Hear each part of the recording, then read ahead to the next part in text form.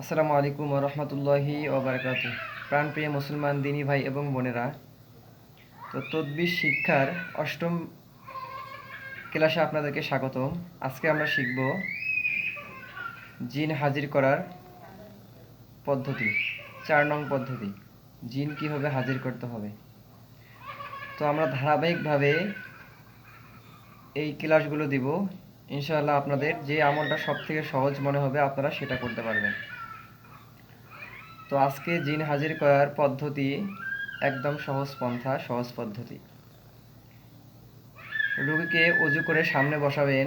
সামনে বসানোর পরে আপনি 11 বার দুরূদ ইব্রাহিম পাঠ করবেন। এরপরে সূরা সদ এর 34 নং আয়াত, সূরা সদ এর 34 নং আয়াত 7 বার পাঠ করবেন। 7 বার পাঠ করার পর রোগীর বাম কানে একটি দম দিবেন, একটি ফু দিবেন। এরপরে সূরা বুরুজের 10 নং আয়াত 7 বার পাঠ করবেন, একটি ফু দিবেন রোগীর বাম কানে। ইনশাআল্লাহ জিন হাজির হয়ে যাবে। এভাবে কয়েকবার করবেন।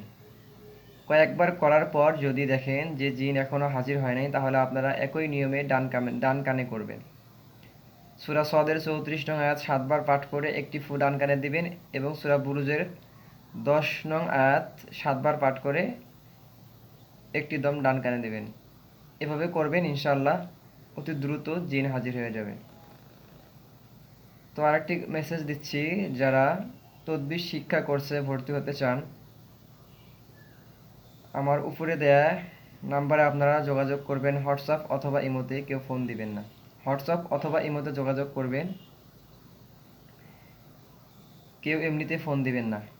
ইমো অথবা হোয়াটসঅ্যাপে নক দিবেন। তো এমন নিত্য নতুন ভিডিও পেতে অবশ্যই আপনারা চ্যানেলটিকে সাবস্ক্রাইব করে রাখবেন এবং পাশে থাকা বেল আইকনটি বাজিয়ে দিবেন। আসসালামু আলাইকুম ওয়া রাহমাতুল্লাহ।